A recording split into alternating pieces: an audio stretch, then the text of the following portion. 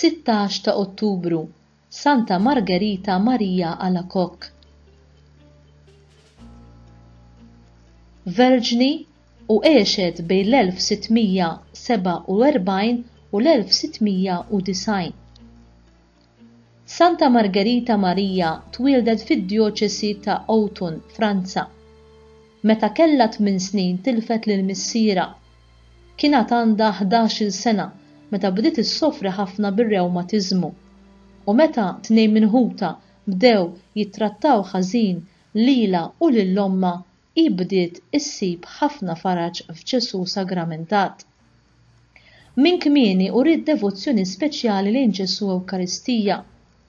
Irrifjutat proposti għaż-żwieġ u fl-1671 meta kellha 24 sena daħlet soru tal-viżitazzjoni f'Parej Le Mondial u għamlet avvanzi tal-għaġeb fit-triq tal-perfezzjoni. Hija talbet lill-majestra tan-novizzi tgħidilha x'kellha tagħmel biex timmedita. Il-majestra weġbitha biex tpoġġi lilha nifisha quddiem Alla bħala tila vojta. Sa minn mindu kellha 20 sena, Margherita esperjenzat derit ta' Kristu u fis-27 ta' Diċembru tas-sena 1673 kellha bidu għal serje ta' rivelazzjonijiet li kellhom ikomplu għal sena u nofs ta' wara. Fihom il-mulej urija imħabtu lejn id-dinja. F'dawn ir-rivelazzjonijiet Kristu għarrafa li hu kien għażilha bħala strument biex ixxeret id-devozzjoni lejn il-qalb imqazza tiegħu. Għarrafa wkoll b'devozzjoni ġdida fil-Knisja li kellha tkun magħrufa bħala id-9 ġimgħat u wkoll l-Ora Santa. Talaba wkoll li fil-Knisja titwaqqaf il-festa tal-qalb imqazza tiegħu fil-jum tal-ġimgħa li jiġi fuq l-ottava ta' Corpus Christi. Is-superjura tagħha Madre Se Samuels ħadita kontra tagħha fl-isforzi tagħha biex timxi fuq l-istruzzjonijiet li hija kienet irċeviet fir-rivelazzjonijiet, imma mbagħad aċċettat. Anki fost sħaba ħafna ma setgħux iniżluha li kellha deritt ta' Kristu. Margherita sabet appoġġ kbir fil-persuna ta' San Claudiu Le Colombier, Ġiżwita, li għal xi żmien kien il-konfessur tal-komunità. Bl-għajnuna tiegħu li ddikjara li r-rivelazzjonijiet kienu ġenwini, Santa Margherita Marija bdiet dawn id-devozzjonijiet u bl-isforzi tagħha ġiet imwaqfa il-festa tal-qalb ta' Ġesu. L-oppożizzjoni fil-komunità waqfet meta fl-1683 ġiet eletta superjura il-Madre Melin li għażlet lil Margherita bħala l-assistenta tagħha. Hija mbagħad saret majestra tan-novizzi. Irat ukoll fl-1686 4 snin qabel mietet il-kunvent jibda josserva privatament il-festa tal-qalb ta' Ġesu u sentejn wara inbniet kappella iddedikata lill-qalb ta' Ġesu. Malajr l-osservanza tal-festa bdiet tinxteret fil-kunventi l-oħra tas-Sorijiet Visitanti. Margherita Alacoque mietet ta' 43 sena fi 17 ta' Ottubru tas-sena 1690 u ġiet ikkanonizzata fl-1920 mill-Papa Benedittu XV. Ġisimha jinsab taħt l-art tal-kappella tal-Kunvent ta' Parej. Id-devozzjoni lejn il-qalb ta' Ġesu ġiet uffiċjalment rikonoxxuta 75 sena wara mewta fl-1765 minn Klement XIII.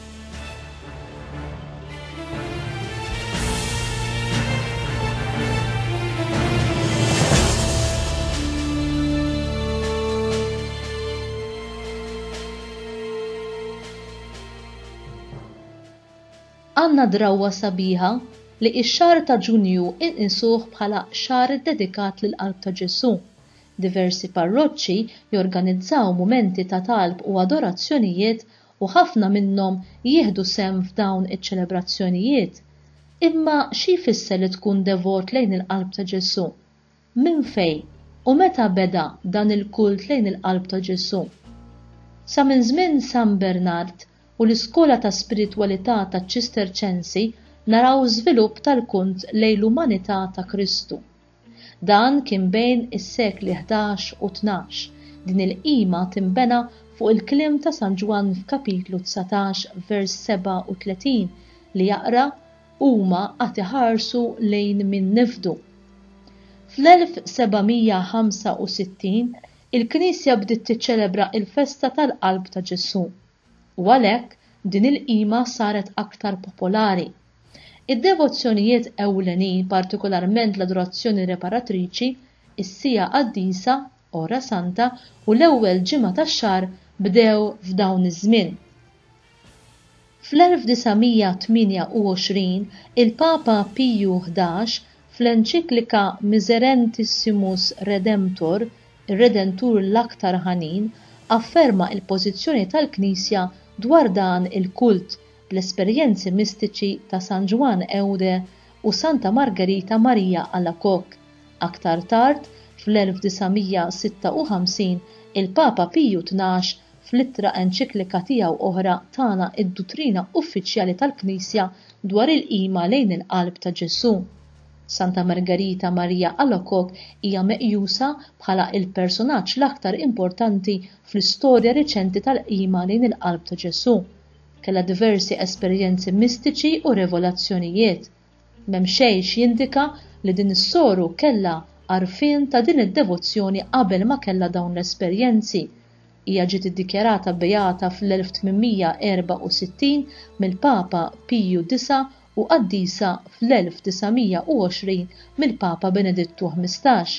Bla dubju dawn iż-żewġ momenti fl-istorja tal-Knisja ħallew effett fuq Madre Margherita de Brincat, fundatriċi tas-Sorijiet Franġiskani tal-Qalb ta' Ġesu li għexet bejn l-1862 u l-1952.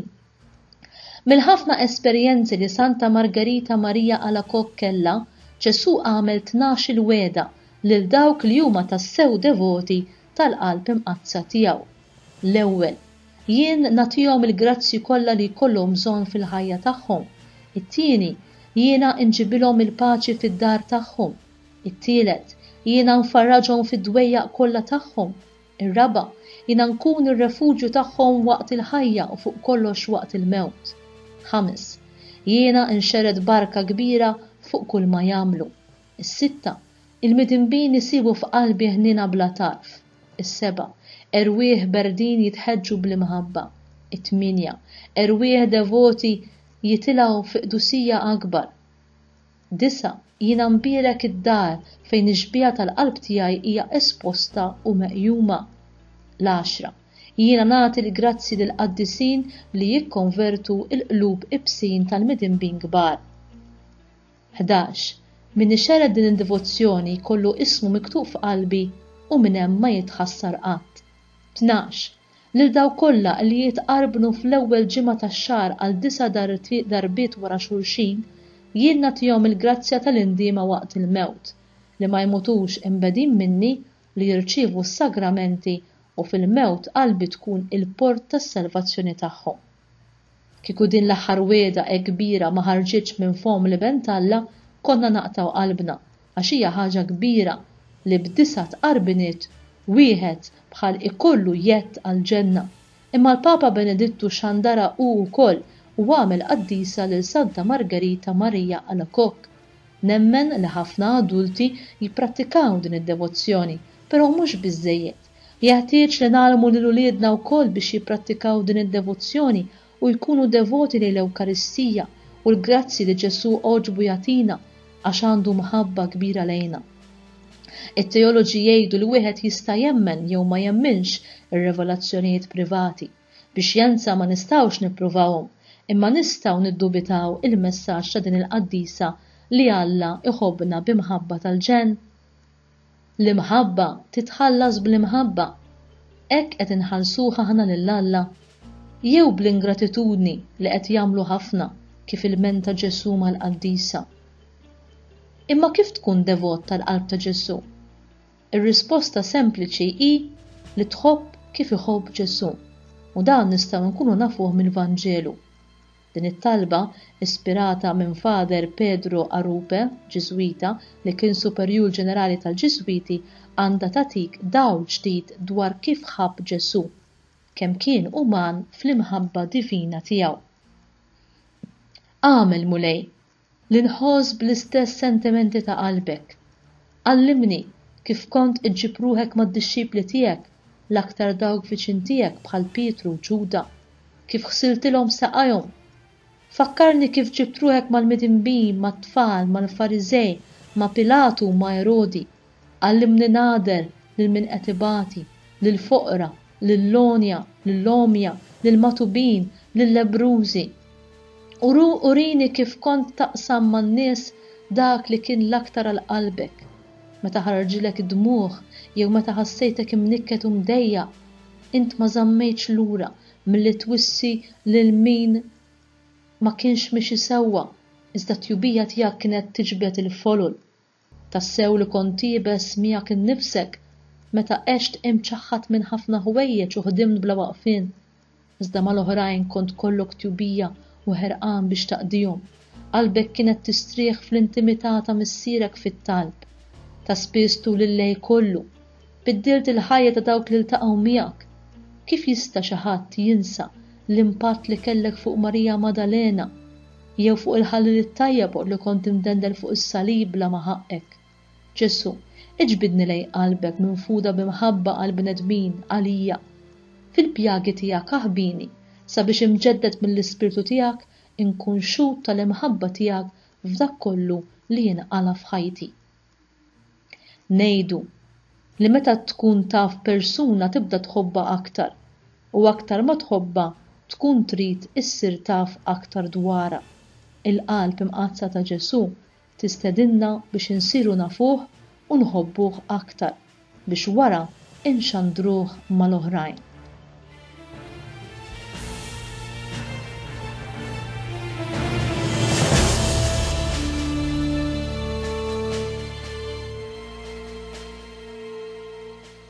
Talba.